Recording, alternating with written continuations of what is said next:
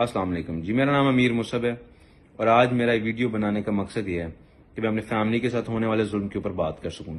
تقریباً عرصہ 30 سال سے میری فیملی یہ چیز فیس کر رہی ہے، خون ریزی starting from 1994 October. First of all جب انہوں نے میرے دادا مرحوم کو قتل کروایا، کس نے؟ تیفی نے۔ کن سے؟ اشتہاریوں سے۔ کون تھے وہ اشتہاری؟ کون تھا جنہوں نے ان کو اسلحہ پرووائڈ کیا؟ کون تھا جس نے ان کو گاڑی پرووائڈ کی؟ کون تھا جس نے ان کو 2 دن پہلے بٹھا کے اپنے گھر میں پراپر ریکی دی اور اس چیز کو آرکیٹیکٹ کیا؟ تیفی بٹ اس کا نام ہے جس نے سب کیا۔ اگر آپ اس بات کی تصدیق کرنا چاہتے ہیں، آج بھی کوٹ لکھپت جیل میں وحید اور وحیدیہ نامی ملزم موجود ہے اور آپ جا کے اسے تصدیق کر سکتے ہیں کس نے ان سب کو یہ چیزیں پرووائڈ کی اور انہیں کہا کہ یہ اٹیک کرو، بلا پہلوان کو مارو۔ 1995 جب اس وقت کے جو مدعی تھے میرے ابا کے ماموں بھائی پہلوان، ان پہ اٹیک کروایا گیا۔ کون تھا اس اٹیک کے پیچھے؟ اس اٹیک میں بھی 7 بندے شہید ہوئے۔ کون تھا اس سب کے پیچھے؟ پوچھا جائے۔ اس اٹیک کا بھی آج تک کسی کو کچھ پتہ نہیں چلا کہ اس کا آرکیٹیکٹ کون تھا۔ اس کا آرکیٹیکٹ تیفی بٹ تھا۔ وحید اور وحیدیہ اس میں بھی موجود تھا۔ 2003 آ جائیں۔ 2003 میں میرے ابا پہ اوان عدل میں اٹیک ہوا جس میں 5 لوگ زخمی ہو گئے اور 5 لوگ شہید ہو گئے۔ اس کے پیچھے کون تھا؟ اس کے پیچھے بھی گوگی اور تیفی تھے۔ اینڈ لکیلی آج اس کیس کے بھی 2 ملزمان ندیم بٹ اور دیما اور عامر بوڑا آج بھی کوٹ لکھپت جیل میں موجود ہیں، اور اگر آپ کو تصدیق کرنی ہے آپ ان سے جا کے تصدیق کر سکتے ہیں۔ انہوں نے پھر جھوٹے پرچے کروائے میرے ابا کے اوپر۔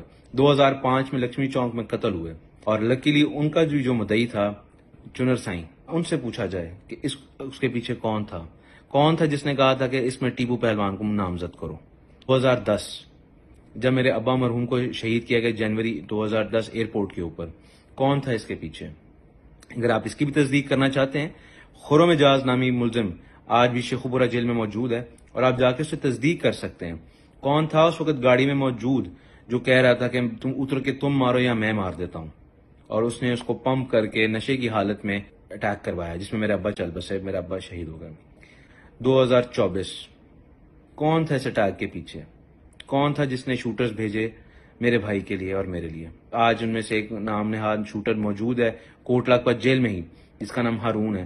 اس سے پوچھا جائے کہ کون تھا جس نے زپ بند کر کے پسٹل اس کی جیب میں رکھا، پسٹل ایسے جیب میں رکھ کے اور بند کی زپ۔ کون تھا اس چیز کے پیچھے؟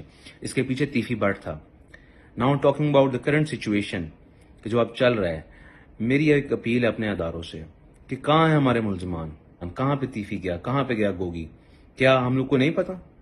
کیا ہمارے ادارے اتنے کمزور ہیں کہ ہم لوگ ان کو نہیں ہاتھ ڈال سکتے؟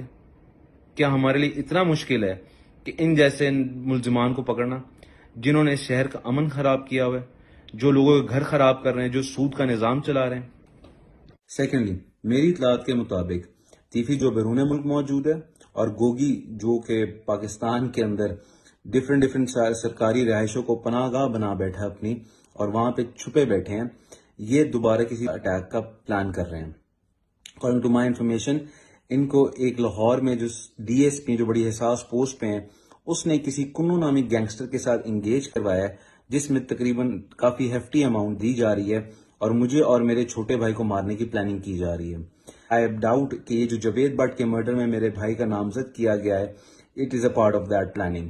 لہٰذا I have humble request before the head of city police Lahore Bilal Siddique Kamiana Sahib to look this matter personally, because میں اپنی فیملی کا واحد سربراہ ہوں اور میری فیملی کسی قسم کا مزید نقصان برداشت نہیں کر سکتی، اور یہ ان لوگ کی جو پلاننگ ہے یہ مسلسل کرتے جا رہے ہیں۔ لہٰذا میری ریکویسٹ ہے کہ ان کو جلد از جلد گرفتار کیا جائے، they should be put behind the bars, تاکہ یہ مزید اس طرح کے سر انجام نہ دے سکے اپنے کارنامے۔ میری التجا ہے کہ حکومت وقت سے اور اداروں سے کہ اس 3 دہائیوں میں جو ظلم ڈھایا گیا میرے خاندان پہ، اس چیز کا ہمیں انصاف فراہم کیا جائے۔ Thank you.